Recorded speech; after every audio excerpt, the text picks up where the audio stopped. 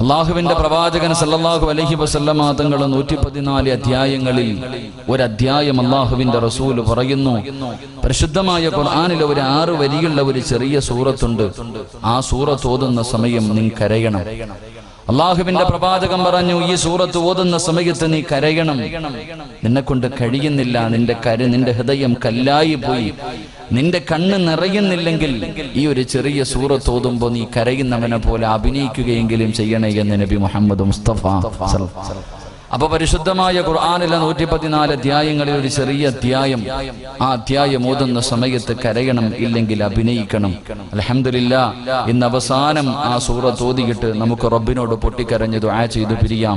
അള്ളാഹു ഭാഗ്യം നൽകി അനുഗ്രഹിക്കുമാറാകട്ടെ. ഇവിടെ എല്ലാവരും എഴുന്നേറ്റ് ഒരു സന്തോഷം, നിങ്ങളൊക്കെ ഒന്ന് കാണാനുള്ള കൊതിയുണ്ടാന്ന് എഴുന്നേറ്റ് എല്ലാവരും. ഒരു 3 സ്വലാത്ത്. സല്ലല്ലാഹു അലാ മുഹമ്മദ് സല്ലല്ലാഹു അലാ മുഹമ്മദ് സല്ലല്ലാഹു അലൈഹി വസല്ലം. അല്ലാഹുമ്മ സ്വല്ലി അലാ മുഹമ്മദ് യാ റബ്ബി സ്വല്ലി അലൈഹി വസല്ലം. ഈ സ്വലാത്തിന്റെ ബറക്കത്ത് കൊണ്ട് അള്ളാഹു നമ്മുടെ ജീവിതത്തിലെ സർവ്വ പ്രയാസങ്ങളും മാറ്റി തരുമാറാകട്ടെ. ഈ സ്വലാത്ത് പറഞ്ഞ എനിക്കും നിങ്ങൾക്കും മരിക്കുന്നതിന് മുമ്പ് പുണ്യപ്രവാചകന്റെ റൗള ശരീഫിന്റെ മുറ്റത്ത് ചെന്നിട്ട് കണ്ണ് നിറഞ്ഞ് മനസ്സു തുറന്ന് ഒരു സ്വലാം പറയാൻ അള്ളാഹു ഭാഗ്യം നൽകി അനുഗ്രഹിക്കുമാറാകട്ടെ. ഈ സ്വലാത്ത് പറഞ്ഞ എന്റെയും നിങ്ങളുടെയും ആക്കിബത്ത് അള്ളാഹു നന്നാക്കി തരുമാറാകട്ടെ. ഇൻഷാ അല്ലാഹ് പുറത്ത് നിൽക്കുന്നവരൊക്കെ കഴിയുമെങ്കിൽ കയറിയിരിക്കുക. ഇതൊന്നും ഇപ്പോൾ മൈക്കസെറ്റ് ഈ പീഠം താഴൂലല്ലോ, ഇല്ലല്ലേ? ഒന്നാമത് എനിക്ക് ഹൈറ്റ് കൂടുതല, അതിൻ്റെ കൂടെ പീഠത്തിന് നീളം കൂടുതലാണ്. എന്റെ പ്രിയമുള്ള സഹോദരങ്ങളെ, സഹോദരിമാരെ, അള്ളാഹുവിന്റെ പരിശുദ്ധമായ ഖുർആൻ പറഞ്ഞ മക്കളാണ് നമ്മുടെ വിഷയം. എല്ലാവരുടെയും ആഗ്രഹവും എല്ലാവരും സ്വപ്നം കാണുന്നതും മക്കളെ കുറിച്ചാണ്. പ്രായമായ കാലത്തും വയസ്സാങ്കാലത്തും രോഗം പിടിച്ചിട്ടും ഓരോ മാതാപിതാക്കളും കഷ്ടപ്പെടുന്നത് എന്തിനു വേണ്ടിയാണെന്ന് ചോദിച്ചാൽ നമ്മുടെ മക്കൾക്ക് വേണ്ടിയാണെന്നാണ് നമ്മൾ പറയുന്ന മറുപടി. എന്റെ പ്രിയമുള്ള സഹോദരങ്ങളെ, അള്ളാഹുവിന്റെ പരിശുദ്ധമായ ഖുർആനും മക്കളെ കുറിച്ച് നമുക്ക് പറഞ്ഞു തരുന്നു. അള്ളാഹുവിന്റെ പരിശുദ്ധമായ ഖുർആനിന്റെ 6666 ആയത്തുകൾ ഞാനും നിങ്ങളും 114 അധ്യായങ്ങൾ ഇങ്ങനെ ഓതി നോക്കുമ്പോ ഒരേ വിഷയത്തിലെ 2 വ്യത്യസ്തമായ ആയത്തുകൾ അള്ളാഹുവിന്റെ പരിശുദ്ധമായ ഖുർആനിൽ കാണാം. ഒരേ വിഷയത്തിൽ മക്കളെ കുറിച്ച് അള്ളാഹുവിന്റെ പരിശുദ്ധമായ ഖുർആൻ ഒരേ വിഷയത്തെ കുറിച്ച് 2 രീതിയിലാണ് പരിശുദ്ധമായ ഖുർആൻ നമുക്ക് പറഞ്ഞു തരുന്നത്. ഒന്നാമതായിട്ട് അള്ളാഹുവിന്റെ പരിശുദ്ധമായ ഖുർആൻ നോക്കിയാൽ കാണാം, ബിസ്മില്ലാഹിർ റഹ്മാനിർ റഹീം. المال والبنون زينة الحياة الدنيا والباقيات الصالحات خير عند ربك ثواب وخير عملا. അള്ളാഹുവിന്റെ പരിശുദ്ധമായ ഖുർആൻ ഒരു ഭാഗത്ത് അള്ളാഹുവിന്റെ ഖുർആൻ നമുക്ക് പറഞ്ഞു തരികയാണ്, സമ്പത്തും മക്കളും ഒരു മനുഷ്യന്റെ ഭാഗ്യമാണ്, അവന്റെ അനുഗ്രഹമാണ്. അള്ളാഹുവെ അവനെ സ്വർഗത്തിൽ കൊണ്ടുപോകുന്നത് അവന്റെ മക്കളാണെന്ന് പരിശുദ്ധമായ ഖുർആൻ പരിചയപ്പെടുത്തുമ്പോ എന്റെ പ്രിയമുള്ളവരെ, ഖുർആൻ പറഞ്ഞത് എത്രയോ സത്യമാണ്. അള്ളാഹുവെ ചില മാതാപിതാക്കളുടെ ഭാഗ്യമാണ്, അള്ളാഹു അവർക്ക് കൊടുത്ത സമ്മാനമാണ് അവരുടെ മക്കള്. പടച്ചവനെ, മാതാപിതാക്കൾക്ക് മക്കളെ വല്ലാത്ത ഇഷ്ടമാണ്. പടച്ചവനെ, അവരെത്ര പ്രായമാകട്ടെ, വിവാഹം കഴിഞ്ഞ മക്കളാകട്ടെ, അള്ളാഹുവേ രാവിലെ വീട്ടിൽ നിന്നിറങ്ങിപ്പോയ തന്റെ പൊന്നാര മക്കള് വീട്ടിലേക്ക് മടങ്ങി വരുന്നത് വരെ സമാധാനമില്ലാതെ പടച്ചവനെ വീടിന്റെ കവാടത്തിൽ കാത്തു നിൽക്കുന്ന എത്രയോ മാതാപിതാക്കളുണ്ട്. പടച്ചവനെ, സ്വന്തം ഉപ്പയും തന്റെ ഉമ്മയും തന്റെ പൊന്നാര മകന് വേണ്ടി ദുആ ചെയ്യുന്ന എത്രയോ മാതാപിതാക്കളെ കാണാ. നാട്ടുകാരുടെ മുന്നിൽ അഭിമാനത്തോടുകൂടി എനിക്കിതുപോലെ ഒരു പൊന്നുമോൻ ജനിച്ചല്ലോ, ഇതെന്റെ മകനാണ് എന്ന് പടച്ചവനെ 4 പേര് കൂടുന്ന സ്ഥലങ്ങളിൽ മുഴുവനും തന്റെ മക്കളെ കുറിച്ച് നല്ല അഭിപ്രായം പറയുന്ന എത്രയോ മാതാപിതാക്കളെ കാണാ. എങ്കിൽ എന്റെ പ്രിയമുള്ളവരെ, അള്ളാഹുവിന്റെ ഖുർആൻ മറ്റൊരു ഭാഗത്ത് നോക്കുമ്പോ അല്ലാഹുവിന്റെ ഖുർആൻ പറയുകയാ, പടച്ചവനെ മക്കൾ അവന്റെ ഏറ്റവും വലിയ ശത്രുവാട്. ഒരു മാതാപിതാക്കളുടെ ഏറ്റവും വലിയ നാശം അവന്റെ മക്കളാട്. അവനാണ് അവരെ നരകത്തിൽ കൊണ്ടുപോകുന്നതെന്ന് പരിശുദ്ധമായ ഖുർആൻ പരിചയപ്പെടുത്തുമ്പോ അല്ലാഹുവേ, നമ്മൾ അങ്ങനെയും ചില മാതാപിതാക്കളെ കാണാറുണ്ട്. പടച്ചവനെ മക്കള് കാരണം കണ്ണുനീര് കുടിക്കുന്ന എത്രയോ മാതാപിതാക്കള്. പടച്ചവനെ രാവിലെ വീട്ടിൽ നിന്നിറങ്ങി പോകുന്ന പൊന്നുമോര്, അല്ലാഹുവേ ഇവനങ്ങ് മരിച്ചു പോയിരുന്നെങ്കിൽ, ഇവന് വൈകുന്നേര സമയത്ത് വീട്ടിലേക്ക് മടങ്ങി വരാതിരുന്നെങ്കിൽ എത്രയോ നല്ലതായിരുന്നു. പടച്ചവര് അല്ലാഹുവേ, സ്വന്തം ജന്മം നൽകിയ വാപ്പയുണ്ടല്ലോ, 9.5 മാസക്കാലം വയറ്റത്ത് ചുമന്നുകൊണ്ട് നടന്ന മരണവേദനയുടെ വേദനയും നന്ദ് പ്രസവിച്ച തന്റെ പ്രിയപ്പെട്ട പൊന്നുമ്മ, അല്ലാഹുവേ ആ ഉമ്മ തന്റെ നാവ് കൊണ്ട് ശപിക്കുകയാണ്, ഇവൻ മുടിഞ്ഞു പോകട്ടെ, ഇവൻ നശിച്ചു പോകട്ടെ എന്നല്ലാഹുവേ മാതാപിതാക്കളെ സ്വന്തം മക്കളെ അല്ലാഹുവേ ശപിക്കുന്ന കാഴ്ചയും നമ്മൾ കാണാറുണ്ട്. എന്റെ പ്രിയമുള്ള സഹോദരങ്ങള്, അല്ലാഹുവേ പടച്ചവനെ ഈ കാലഘട്ടത്തിലാണ്, ഈ സാഹചര്യത്തിലാണ് അല്ലാഹുവിന്റെ പരിശുദ്ധമായ ഖുർആൻ പറഞ്ഞ മക്കളാരെന്നറിയുമോ? ആ മക്കളുടെ മഹത്വം നമുക്ക് മനസ്സിലാകുന്നത്, ആ മക്കളുടെ മഹത്വം നമുക്ക് മനസ്സിലാകുന്നത്. എന്റെ പ്രിയമുള്ളവരെ, ഖുർആൻ പറഞ്ഞ മകനാരെന്നറിയുമോ? എന്റെ പ്രിയമുള്ളവരെ, പരിശുദ്ധമായ ഖുർആൻ, അല്ലാഹുവിന്റെ ഖുർആൻ ഒരു കുടുംബത്തെ കുറിച്ച് പറഞ്ഞു തരികയാ. തോറ്റുകൊടുക്കാൻ മനസ്സില്ലാത്ത പടച്ചവനെ വാപ്പയും ഉമ്മയും പടച്ചവനെ പരസ്പരം അവർ രണ്ടുപേരും മത്സരിക്കുകയാണ്, നന്മയ്ക്ക് വേണ്ടി മത്സരിക്കുകയാണ്. ആർക്കും തോറ്റുകൊടുക്കാൻ മനസ്സില്ല. വാപ്പയും ഉമ്മയും വല്ലാത്ത മത്സരമാ. പക്ഷേ അവരുടെ പൊന്നുമോനുണ്ടല്ലോ, വാപ്പാനെയും ഉമ്മാനെയും തോപ്പിച്ച് കളയുന്ന ഒരു പൊന്നുമോൻ അല്ലാഹുവിന്റെ പരിശുദ്ധമായ ഖുർആൻ നമുക്ക് പറഞ്ഞു തരുമ്പോ എന്റെ പ്രിയമുള്ളവരെ, ആ കുടുംബം ഏതെന്നറിയുമോ? അല്ലാഹു ഏറ്റെടുത്ത ഒരു കുടുംബമുണ്ടായിരുന്നു. അല്ലാഹു ഏറ്റെടുത്ത ഒരു കുടുംബമുണ്ടായിരുന്നു. അല്ലാഹുവിന്റെ പരിശുദ്ധമായ ഖുർആൻ തന്നെ പറയുകയാ, അല്ലാഹു ഏറ്റെടുത്ത ആ കുടുംബം ഏതെന്നറിയുമോ? മഹാനായ ഖലീലുല്ലാഹി ഇബ്രാഹിം. എന്റെ പ്രിയമുള്ളവരെ, പരിശുദ്ധമായ ഖുർആൻ എടുത്തു നോക്കൂ. അല്ലാഹു പറയുകയാണ്, ഇന്നല്ലാഹ സ്തഫാനി ആദമ വനൂഹ വആല ഇബ്രാഹിം. അല്ലാഹുവിന്റെ പരിശുദ്ധമായ ഖുർആൻ പറയുകയാ, നൂഹ് നബി അല്ലാഹുവിന്റെ ഖുർആൻ പറയുന്നു, ആദം നബിയെ ഞാൻ തെരഞ്ഞെടുത്തു, നൂഹ് നബിയെ ഞാൻ തെരഞ്ഞെടുത്തു. എന്നിട്ട് അല്ലാഹു പറഞ്ഞു, ഞാൻ ഇബ്രാഹിം നബിയുടെ കുടുംബത്തെ തെരഞ്ഞെടുത്തു.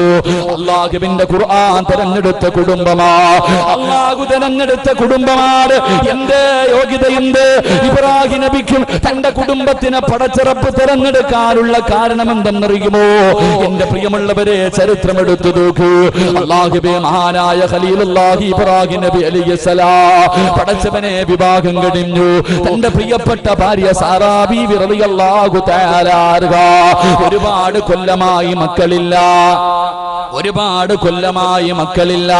പടച്ചവനെ ഒരു ദിവസം സാറാ ബീവി റളിയല്ലാഹു തആല അൻഹ തന്റെ പ്രിയപ്പെട്ട ഭർത്താവിനോട് പറയുന്നു, നബിയേ, ഇനി പ്രസവിക്കുമെന്ന് തോന്നുന്നില്ല നബിയേ, എനിക്ക് പ്രായമായി നബിയേ, ഇനി പ്രസവിക്കുമെന്ന് എനിക്ക് തോന്നുന്നില്ല, അതുകൊണ്ട് നിങ്ങൾ മറ്റൊരു വിവാഹം കഴിക്കണം. ഒരു ഭാര്യ ഭർത്താവിനോട് പറയുന്നു മറ്റൊരു പെണ്ണ് കെട്ടാർ. എന്നിട്ട് പറയുകയാണ്, അതിലൂടെ നിങ്ങൾക്കൊരു കുഞ്ഞു ജനിച്ചാൽ അത് എന്റെ കുഞ്ഞു തന്നെയാണല്ലോ, എനിക്ക് അവനെ സ്നേഹിക്കാൻ കഴിയുമല്ലോ. അല്ലാഹുവേ, ഇബ്രാഹിം നബി പറഞ്ഞു. ഇബ്രാഹിം നബി സാറാ ബീവിയോട് പറഞ്ഞു, എങ്കിൽ നീ തന്നെ ഒരു പെണ്ണിനെ കാണിച്ചതാ. എന്റെ പ്രിയമുള്ളവരെ, നമുക്ക് ചരിത്രമറിയാം. അതാ സാറാ ബീവി റളിയല്ലാഹു തആല അൻഹ ഹാജറ ബീവി എന്ന് പറയുന്ന പെണ്ണിനെ കാണിച്ചു കൊടുക്കുകയാ. ഇബ്രാഹിം നബി വിവാഹം കഴിക്കുകയാണ്. പടച്ചവനെ, രണ്ടുപേരും കുടുംബ ജീവിതത്തിലേക്ക് കടന്നു. അതാ ഹാജറ ബീവി ഗർഭിണിയാവുകയാ. അല്ലാഹുവേ, അവസാനം 9.5 മാസം കഴിഞ്ഞു. ഒരു പൊന്നുമോനെ പ്രസവിക്കുകയാണ്. അവൻ ഇസ്മായിൽ എന്ന് പേരിടുകയാണ്. അവൻ ഇസ്മായിൽ എന്ന് പേരിടുകയാ.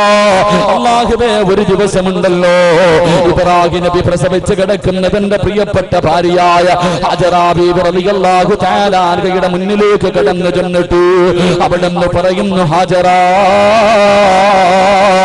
ഒരു യാത്രയ്ക്ക് പോകാൻ തയ്യാറെടുത്തോ? ഭർത്താവ് ഭാര്യയോട് പറഞ്ഞ് യാത്രയ്ക്ക് തയ്യാറെടുക്കാറ്, യാത്രയ്ക്ക് പോകാൻ തയ്യാറെടുക്കാൻ പറഞ്ഞപ്പോ ഹാജറ ബീവി പറഞ്ഞില്ല ഞാൻ പ്രസവിച്ച് കിടക്കുന്നവളാണെന്ന് പറഞ്ഞില്ല. എവിടേക്കാണ് പോകുന്നത് പോലും അവള് ചോദിച്ചില്ല. ഭർത്താവ് ഒരുങ്ങാൻ പറഞ്ഞു. അനുസരണയുള്ള ഭാര്യ ഒരുങ്ങുകയാണ്. തന്റെ ചോരക്കുഞ്ഞിനെയും എടുത്തുകൊണ്ട് എന്റെ പ്രിയമുള്ളവരെ യാത്ര തുടങ്ങുകയാ.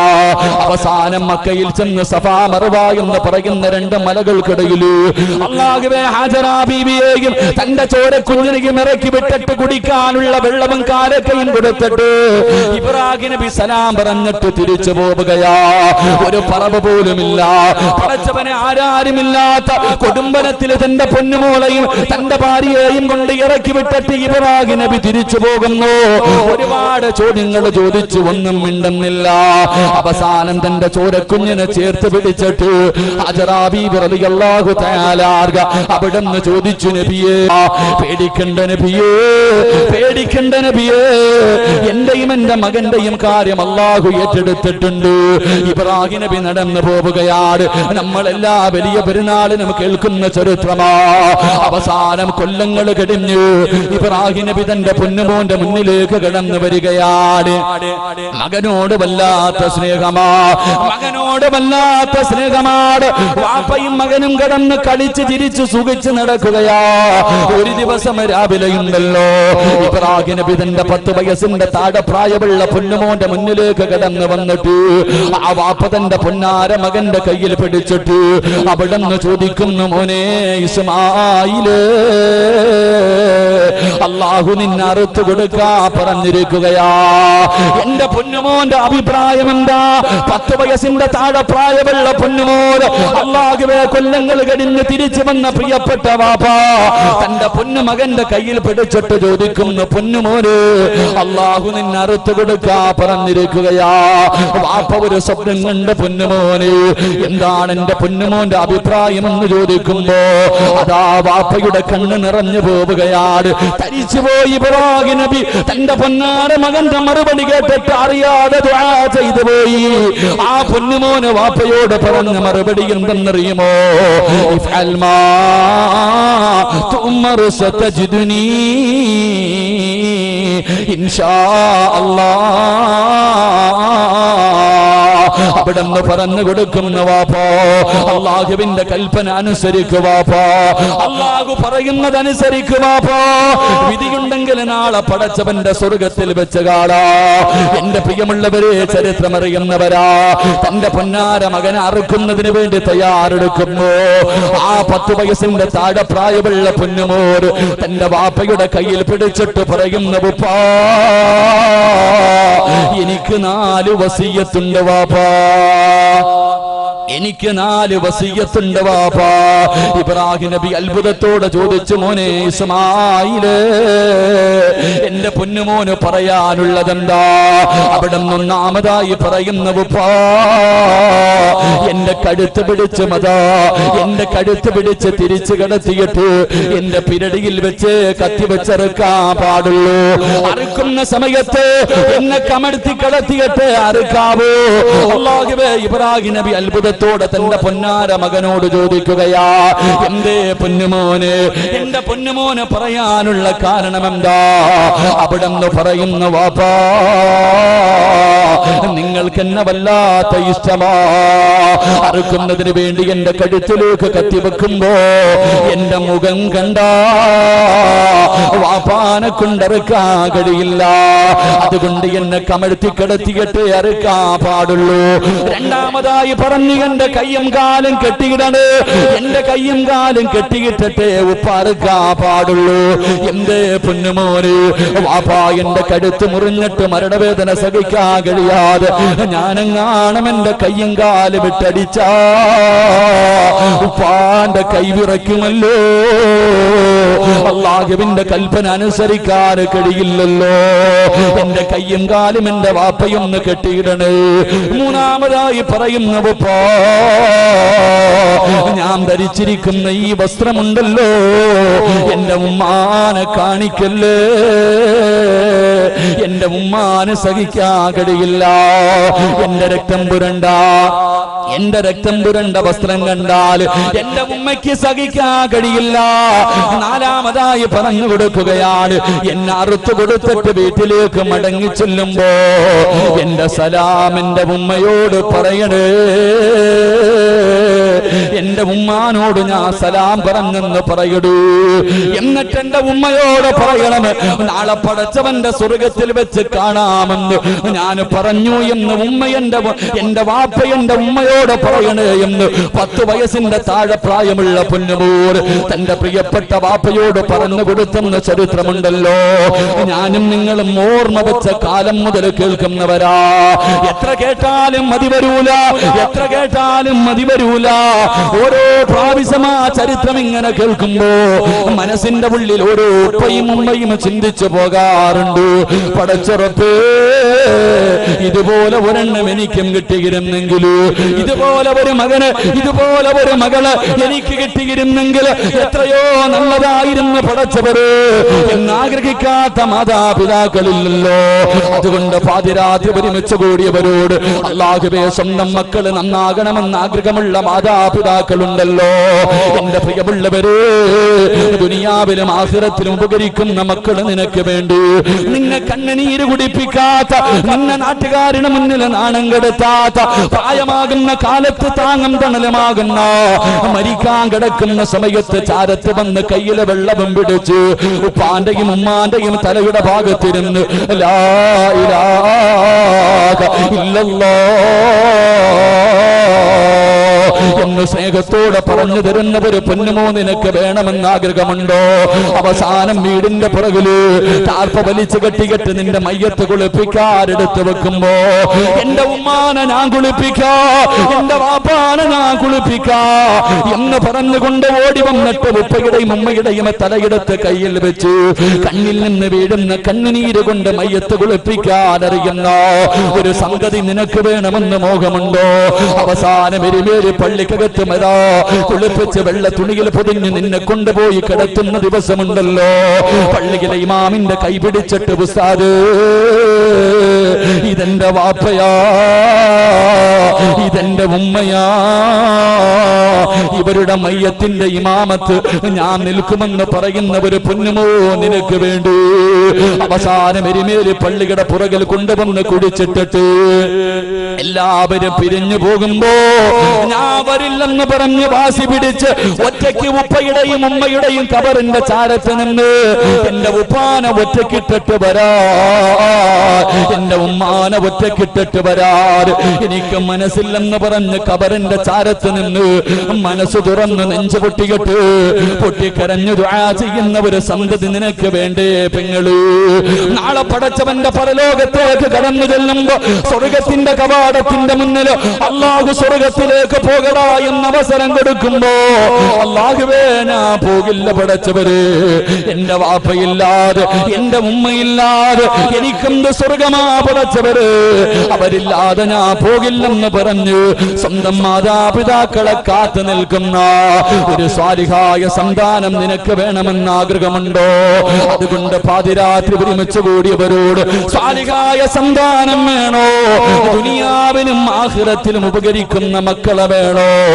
അല്ലാഹുവിന്റെ ഖുർആൻ പറയുകയാ, അല്ലാഹുവിന്റെ ഖുർആൻ പറയുകയാ, ചില കാര്യങ്ങൾ ആര് തന്റെ ജീവിതത്തിൽ ചെയ്യുന്നുണ്ടോ അവന്റെ മക്കള് സ്വാലിഹീകളാകുമെന്ന് ആദരവായ പ്രവാചകൻ നബി മുഹമ്മദ് മുസ്തഫ സല്ലല്ലാഹു അലൈഹി വസല്ലം. അല്ലാഹു നമ്മുടെ മക്കളെയൊക്കെ സ്വാലിഹീങ്ങളിൽ പെടുത്തുമാറാകട്ടെ. അല്ലാഹു നമ്മുടെ മക്കളെയൊക്കെ സ്വാലിഹീങ്ങളിൽ പെടുത്തുമാറാകട്ടെ. ആമീൻ പറയാൻ പലർക്കും മടിയ, അതിന്റെ കാരണം നിനക്കതിന്റെ അർത്ഥം അറിയില്ല. സാലിഹായ മക്കൾ, എന്റെ പ്രിയമുള്ള സഹോദരങ്ങളെ, അല്ലാഹുവിന്റെ പ്രവാചകൻ സല്ലല്ലാഹു അലൈഹി വസല്ലമ തങ്ങൾ പറഞ്ഞു, ഒരു മനുഷ്യൻ മരണപ്പെട്ടാൽ, ഈ വഅദ് പറയുന്ന ഞാൻ മരണപ്പെട്ടു പോയാൽ എനിക്ക് 3 കാര്യമേ പ്രയോജനം ചെയ്യൂ എന്ന് നബിയുനാ റസൂലുള്ളാഹി ഈ വഅദ് പറയണ ഞാൻ ഇവിടെ വെച്ചങ്ങ് വീണുപോയി, ആരെങ്കിലും പൊക്കിയെടുത്ത് എന്റെ വീട്ടിൽ കൊണ്ടുപോയി, നാളെ പടച്ചവനെ എന്നെ കൊണ്ടുവന്ന് കുടിച്ചിട്ട് കബറിനകത്ത് കൊണ്ട് കബറടക്കി കുടിച്ചിട്ട് കഴിഞ്ഞു, എനിക്ക് പിന്നെ പ്രയോജനം ചെയ്യുന്നത് 3 കാര്യം. 1, ഞാൻ ചെയ്ത സൽക്കർമ്മം. ഞാൻ എൻ്റെ ജീവിതത്തിൽ ചെയ്ത നല്ല കാര്യങ്ങൾ, എൻ്റെ പ്രിയമുള്ളവരെ, ഞാൻ ചെയ്ത ജാരിയായ സദഖകൾ, മൂന്ന് പ്രസംഗമൊന്നും വേണ്ട, വഅദൊന്നും വേണ്ട, ഖുർആനിന്റെ ആയത്തൊന്നും വേണ്ട, ഈ ഒറ്റ ഹദീസ് പഠിച്ചാൽ മതി, മക്കളുടെ വില മനസ്സിലാകും. അല്ലാഹുവിന്റെ റസൂൽ സ്വല്ലല്ലാഹു അലൈഹി വസല്ലം തങ്ങൾ പറഞ്ഞു, മരണപ്പെട്ടു പോയ മനുഷ്യന് ഗുണം ചെയ്യുന്ന മൂന്നാമത്തെ കാര്യം, അല്ലാഹുവിന്റെ റസൂൽ പറഞ്ഞു, ദുആ, സാലിഹായ ദുആ ചെയ്യുന്ന മക്കളാണെന്ന് നബി മുഹമ്മദ് മുസ്തഫ. എങ്ങനെ പറഞ്ഞേ? അള്ളാന്റെ റസൂല് പറഞ്ഞു, സ്വാലിഹായ ദുആ ചെയ്യുന്ന മക്കൾ. സ്വാലിഹീങ്ങളായ മക്കളുണ്ട് നമ്മുടെ ഇടയിൽ. നിസ്കരിക്കും, ഖുർആൻ ഓതും, നോമ്പ് പിടിക്കും, വഅദ് പറയും, വഅദ് കേൾക്കും, ഏത് നല്ല കാര്യത്തിനും സദഖ കൊടുക്കും, ഏത് നല്ല കാര്യത്തിനും മുമ്പിലുണ്ടാകും. സ്വാലിഹായ മക്കൾ ഇല്ലേ? പക്ഷേ വാപ്പയും ഉമ്മയും മരിച്ചു, പള്ളിക്കുഴി കൊണ്ട് കുഴിച്ചിട്ടാ പിന്നെ ആ പരിസരത്തോട്ട് പോകാത്ത ചില മക്കളുണ്ട്. ഇങ്ങനെയുള്ളവന്മാരെ കിട്ടിയിട്ട് എന്ത് പ്രയോജനം ചെയ്യാനാ? എന്റെ പ്രിയമുള്ളവരെ, സാലിഹായ മക്കളുണ്ട്. നിസ്കരിക്കും, ഹജ്ജ് ചെയ്തോ, ഉംറ ചെയ്തോ, ഏത് നല്ല കാര്യത്തിന് മുമ്പിലുണ്ടാകും. പക്ഷേ മാതാപിതാക്കൾ മരിച്ചു കഴിഞ്ഞാൽ പിന്നെ അവരുടെ ഭായി അങ്ങോട്ട് പോയിട്ട് കാര്യമില്ല എന്ന് ചിന്തിക്കുന്ന മക്കളെ കിട്ടിയിട്ട് എന്ത് കാര്യം? അതുകൊണ്ടാണ് അള്ളാഹുവിന്റെ റസൂല് പറഞ്ഞു, സ്വാലിഹായ ദുആ ചെയ്യുന്ന മക്കളെന്ന് നബി മുഹമ്മദ് മുസ്തഫ. സ്വാലിഹായ ദുആ ചെയ്യുന്ന മക്കൾ, മരിച്ചുപോയ മാതാപിതാക്കൾക്ക് വേണ്ടി ആത്മാർത്ഥമായി ദുആ ചെയ്യുന്ന മക്കൾ, അള്ളാഹു ആ കൂട്ടത്തിൽ പെടുത്തുമാറാകട്ടെ. ചിലരൊക്കെ താടിക്ക് നീളുണ്ടാകും, നിസ്കാര തഴമ്പുണ്ടാകും, കയ്യിൽ എപ്പോഴും തസ്ബീഹ് ഉണ്ടാകും, കാണാൻ വലിയ തങ്ങളെ പോലെ നടക്കും. പക്ഷേ അവന്റെ ഉമ്മയും ഉപ്പയും ഖബറിൽ കിടന്നിട്ട് യാചിക്കുമെന്ന് നബിയുനാ റസൂലുള്ളാഹി. ചില മക്കളുണ്ട്, മരിച്ചാലും വിടൂല, ജീവിച്ചിരുന്ന കാലത്തും സമാധാനം കൊടുക്കൂല, മരിച്ചാലും അവർക്ക് സമാധാനം കൊടുക്കാത്ത ചില മക്കളുണ്ടെന്ന് നബി മുഹമ്മദ് മുസ്തഫ സല്ലല്ലാഹു. അല്ലാഹു ആ കൂട്ടത്തെ തൊട്ട് നമ്മളെയൊക്കെ കാക്കുമാറാകട്ടെ. വാപ്പ ഖബറിൽ കിടന്നിട്ട് പറയാ, ഇങ്ങനെ ഒരു വൃത്തികെട്ടവന് വേണ്ടിയാണല്ലോ അല്ലാഹ് ഞാൻ കഷ്ടപ്പെട്ടത്, ഇങ്ങനെ ഒരുത്തനാണല്ലോ. ഉമ്മ പറയാ, ഇങ്ങനെ ഒരുത്തിയാണല്ലോ എന്റെ വയറ്റിൽ പിറന്നുപോയത്. പടച്ചനെ, അവര് ഖബറിൽ കിടന്ന് ശപിക്കുമെന്ന് നബിയുനാ റസൂലുള്ളാഹി സ്വല്ലല്ലാഹു അലൈഹി വസല്ലം. റസൂല് പറഞ്ഞു, മരിച്ചവരെ വേദനിപ്പിക്കരുത്, അവരുടെ ദുആയിക്ക് ഇജാബത്തുണ്ടെന്ന് നബി മുഹമ്മദ് മുസ്തഫ സ്വല്ലല്ലാഹു അലൈഹി വസല്ലം. അതുകൊണ്ട് എന്റെ പ്രിയമുള്ള സഹോദരങ്ങളെ, ആദ്യം ഞാനും നിങ്ങളും നമ്മുടെ ഉമ്മയ്ക്കും ഉപ്പയ്ക്കും പ്രയോജനമുള്ള മക്കളാകണം. ആദ്യം ഞാനും നിങ്ങളും നന്നാവണം. ആദ്യം നമ്മുടെ അത്തായ്ക്കും അമ്മായിക്കും പ്രയോജനമുള്ള മക്കളാകണം. എന്നിട്ട് നമ്മുടെ മക്കൾ സ്വാലിഹീങ്ങളാകാൻ വേണ്ടി ദുആ ചെയ്യണം. അല്ലാഹു ഭാഗ്യം നൽകി അനുഗ്രഹിക്കുമാറാകട്ടെ. അതുകൊണ്ട് സ്വാലിഹായ മക്കളാകണം. സ്വാലിഹായ മക്കളെ കിട്ടണമെന്ന് ആഗ്രഹമുള്ളവരെന്ന് കൈവക്കിക്ക്. നമ്മൾ ആദ്യം നന്നാവണം, പിന്നെ നമ്മുടെ മക്കൾ. അതിനെന്തിനാ പിശുക്കത്തരവ്? നല്ലപോലെ പൊക്ക്, പൈസ ഒന്നും അല്ലല്ലോ ചോദിച്ചേ, നല്ലപോലെ.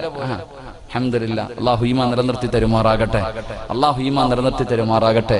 അതുകൊണ്ട് സ്വാലിഹായ മക്കളെ വെറുതെ കിട്ടൂല, അതാ പഠിക്കണ്ടേ. എന്റെ പ്രിയമുള്ള സഹോദരങ്ങളെ, എല്ലാവർക്കും ആഗ്രഹമുണ്ട് സ്വാലിഹായ മക്കളെ കിട്ടണമെന്ന്. പക്ഷെ ഓസിന് കിട്ടൂല.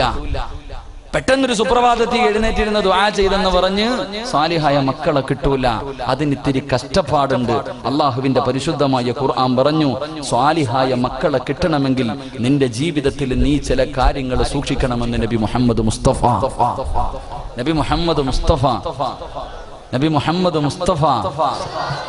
അല്ലാഹു ഭാഗ്യം നൽകി അനുഗ്രഹിക്കുമാറാകട്ടെ. അതുകൊണ്ട് വഅദല്ല ഇന്നത്തെ ദിവസം. കാരണം ഈ ഇരിക്കണ ഉസ്താദന്മാർക്കൊക്കെ വഅദ് പറയാനറിയാം. അപ്പൊ ഇന്നത്തെ ദിവസം ഒരു ക്ലാസ് ആണ്. കാരണം ഈ ഇരിക്കുന്ന മുത്തല്ലിമീങ്ങളുടെ അധികവും മാതാപിതാക്കളെ സദസ്സിലുണ്ട്, അധികം പേര്. അപ്പൊ ഒരു വഅദല്ല, ഇന്നൊരു ക്ലാസ് ആയിട്ട് കരുതിയാൽ മതി. ഒരു വഅദ് പിന്നെ പറയാം, ക്ലാസ് ആയിട്ട് കരുത്. ഇൻഷാ അല്ലാഹ് ഇവിടെ എരുമേലി പള്ളി വഅദ് വെക്കുമ്പോൾ നമുക്ക് ഒന്ന് വഅദ് പറയാം. ഇന്നൊരു ക്ലാസ് മടങ്ങി പോകുമ്പോൾ എന്തെങ്കിലുമൊക്കെ ജീവിതത്തിൽ കിട്ടണം. അല്ലാഹു ഭാഗ്യം നൽകി അനുഗ്രഹിക്കുമാറാകട്ടെ. അതുകൊണ്ട് അല്ലാഹുവിന്റെ വിശുദ്ധമായ ഖുർആൻ പറയാ, സ്വാലിഹായ മക്കളെ കിട്ടണമെങ്കിൽ, ദുനിയാവിലും ആഖിറത്തിലും ഉപകരിക്കുന്ന മക്കളെ കിട്ടണമെങ്കിൽ അല്ലാഹുവിന്റെ പരിശുദ്ധമായ ഖുർആൻ ഒന്നാമതായി പറഞ്ഞു തരികയാണ്. എനിക്ക് വേണ്ട,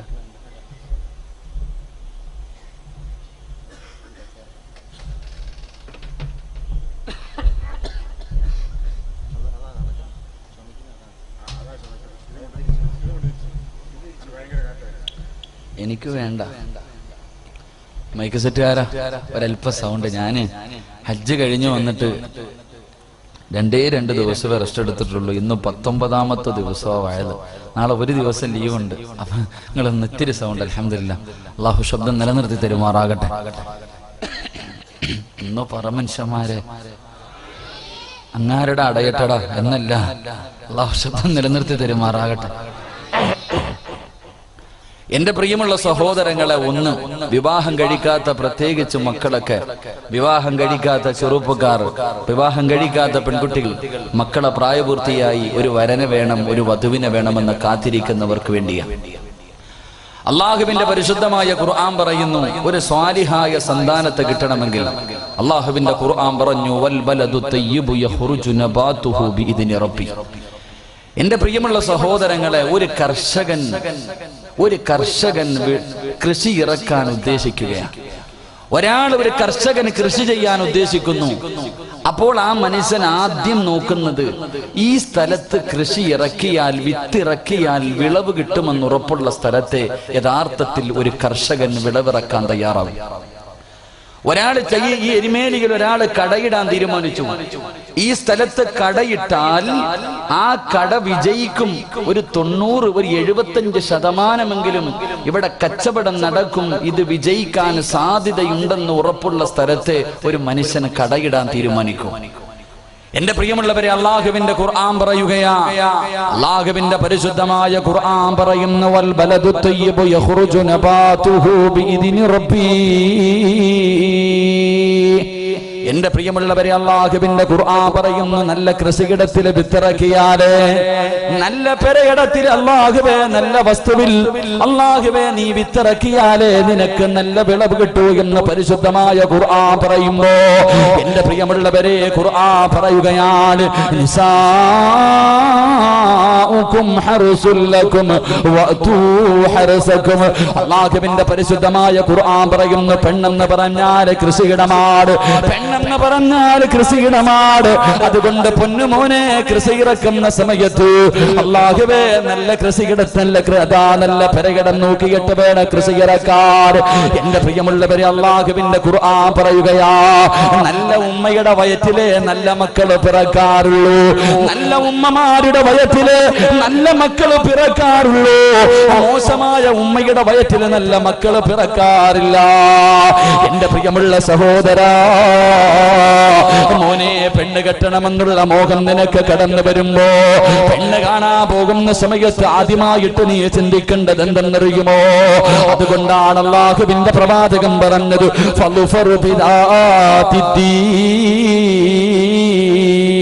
ദീനുള്ള പെണ്ണിനെ വിവാഹം കഴിക്കണേ, ദീനുള്ള പെണ്ണിനെ വിവാഹം കഴിക്കണേ. ആ പെണ്ണിന്റെ വയറ്റിലെ നല്ല മക്കള് ജനിക്കാറുള്ളൂ. നല്ല പിറന്നാകവേ, നല്ല ഒരു സ്ഥലത്ത് കൃഷി ഇറക്കിയാല് നിനക്ക് നല്ല വിളവ് കിട്ടൂ എന്ന് പരിശുദ്ധമായ ഖുർആൻ പറയുമ്പോ, പൊന്നുമോനെ, എല്ലാ ചരിത്രങ്ങളും നീ എടുത്തു നോക്കിക്കോ. ലോകത്ത് ഉയരങ്ങളിലെത്തിയ ഏത് പ്രവാചകനാകട്ടെ, ഏത് പണ്ഡിതനാകട്ടെ, ഏത് വലിയാകട്ടെ, ഏത് മഹാനാകട്ടെ, ആരുടെ ചരിത്രം വേണമെങ്കിലും നീ എടുത്ത് വായിച്ചു നോക്കിക്കോ.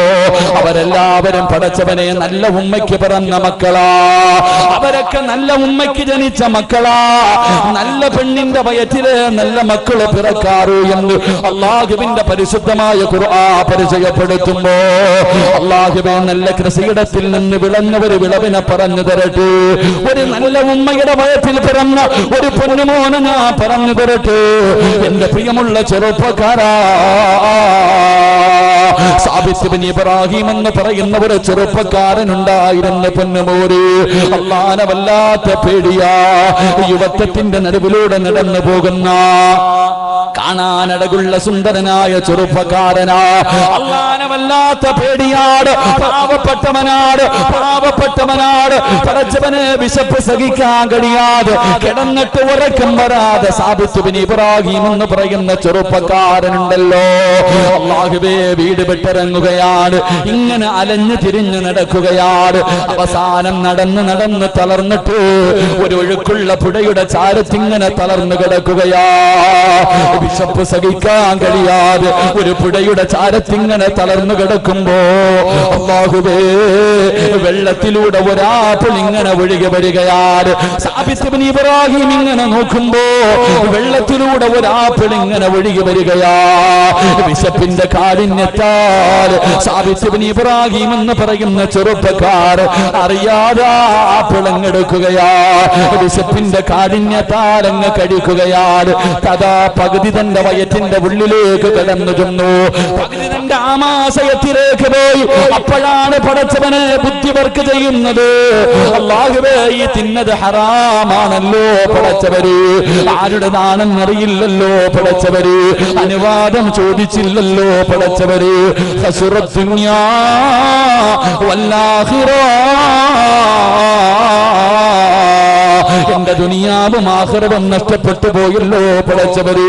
വെള്ളത്തിലൂടെ ഒഴുകി വന്ന ഒരു ആപ്പിള് വിശന്ന് തളർന്നു കിടക്കുമ്പോ എടുത്ത് കടിച്ചു പോയതിന്റെ പേരിൽ തലയിലൂടെ മണ്ണ് വാരികിട്ടാ ചെറുപ്പക്കാരിരുന്ന് കരയുകയാ. ജനങ്ങൾ മുഴുവനും അത്ഭുതത്തോടെ നോക്കുകയാണ്. ഇവന് ഭ്രാന്ത് പിടിച്ചോ എന്ന് ജനങ്ങൾ ഇങ്ങനെ നോക്കുകയാ.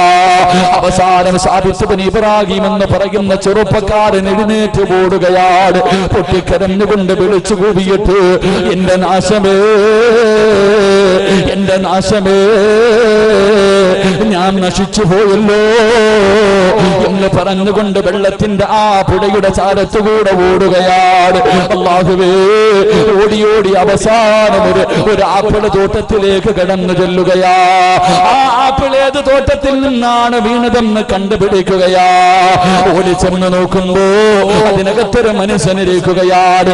സാബിത്ത് കരഞ്ഞുകൊണ്ട് ചോദിച്ചു, എനിക്കൊന്ന് പൊരുത്തം തരുവോ? വിശപ്പിന്റെ കാഠിന്യം കൊണ്ട് അറിയാതെ തിന്നു പോയതാ. അവിടെ കിടന്ന് പൊട്ടിക്കിടന്ന് യാചിക്കുമ്പോ ആ മനുഷ്യൻ പറഞ്ഞു, സാബിത്തേ, ഞാനിവിടത്തെ വേലക്കാരനാ, ഞാനിവിടത്തെ ജോലിക്കാരനാണ്. എന്റെ യജമാനന്റെ വീട്ടിലെത്തണമെങ്കിൽ 3 ദിവസം രാവും പകലും നടന്നാലോ എന്റെ യജമാനന്റെ വീട്ടിലെത്തൂ. സാബിത്ത് പറയുന്നു, 3 അല്ല 300 കൊല്ലം നടക്കേണ്ടി വന്നാൽ നടക്കാനാ തയ്യാറാ. അവസാനം അതാ കടിച്ചുപോയ ആപ്പിളും കയ്യിൽ പിടിച്ചിട്ട്, അതിന്റെ പകുതിയും കയ്യിൽ പിടിച്ചിട്ട് കരഞ്ഞു വിളിച്ചുകൊണ്ട് സാബിത്ത് ഇബ്നു ഇബ്രാഹിം എന്ന് പറയുന്ന ചെറുപ്പക്കാർ രാവും പകലും കരഞ്ഞുകൊണ്ട് നടക്കുകയാ. അവസാനം നടന്നു പടച്ചവര് ആ തോട്ടത്തിന്റെ യജമാനന്റെ വീടിന്റെ മുന്നിലേക്ക് കടന്നു ചെല്ലുകയാണ്. അവിടേക്ക് കടന്നു ചെന്നു. ആ മനുഷ്യന്റെ മുന്നിൽ ചെന്നിട്ട് പൊട്ടിക്കരയുകയാ. അവിടെ ചെന്ന് പൊട്ടിക്കരയുകയാണ്, എനിക്കൊന്ന് പൊരുത്തപ്പെട്ടു തരണേ.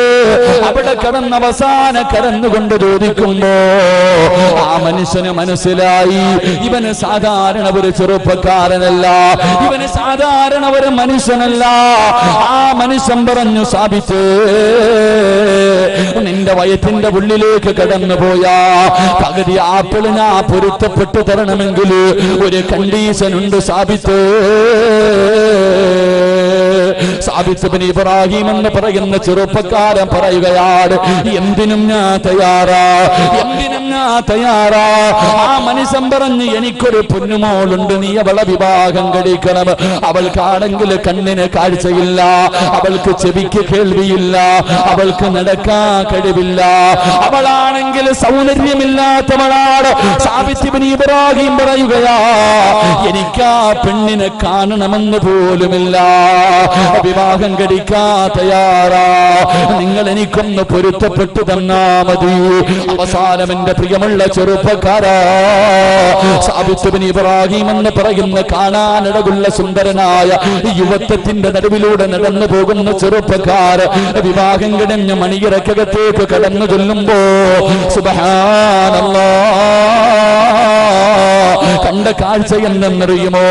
കാണാനിടകുള്ള സുന്ദരിയായ ഒരു പെണ്ണിങ്ങനെ മണിയറക്കകത്ത് ഒരുങ്ങിയിരിക്കുകയാണ്. സാബിത്ത് ചോദിച്ചു, എന്റെ ഭാര്യ എവിടെ? കണ്ണ് കാണാത്ത, ചെവി കേൾക്കാത്ത, നടക്കാൻ കഴിവില്ലാത്ത, സൗന്ദര്യമില്ലാത്ത എന്റെ പ്രിയപ്പെട്ട ഭാര്യ എവിടെ എന്ന് ചോദിക്കുമ്പോ ആ പെണ്ണ് പറയുന്നു, സാബിത്ത്, ഞാനാണ് നിന്റെ ഭാര്യ. അല്ലാഹുവേ, എന്റെ വാപ്പ എന്റെ കണ്ണിന് കാഴ്ചയില്ലെന്ന് പറയാറുള്ള കാരണം എന്തെന്നറിയുമോ? അല്ലാഹു കാണല്ലേ, അല്ലാഹു കാണരുതെന്ന് പറഞ്ഞ ഒരു കാര്യവും ഇന്ന് വരെ ഞാൻ എന്റെ കണ്ണുകൊണ്ട് കണ്ടിട്ടില്ല സാബിത്ത്. അല്ലാഹുവേ, അല്ലാഹുവേ, എടുക്കരുതെന്ന് പറഞ്ഞ ഒരു സാധനം, ഹറാമായ ഒരു കാര്യം ഇന്ന് വരെ ഞാൻ എന്റെ കൈ കൊണ്ടെടുത്തിട്ടില്ല. പോകരുതേ എന്ന് പറഞ്ഞ സ്ഥലത്ത് ഷേഖ് ഓർമ്മ വെച്ച കാലം മുതൽ എന്റെ കാലുകൊണ്ട് ഞാൻ നടന്നിട്ടില്ല. അതുകൊണ്ടാണ് എന്റെ വാപ്പ ഇങ്ങനെ പറഞ്ഞതെന്ന് പറയുമ്പോ അള്ളാനെ പേടിച്ച് ജീവിക്കുന്ന ഒരു പെണ്ണായിരുന്നു. അള്ളാനെ പേടിച്ച് ജീവിക്കുന്ന ഒരു പെണ്ണായിരുന്നു.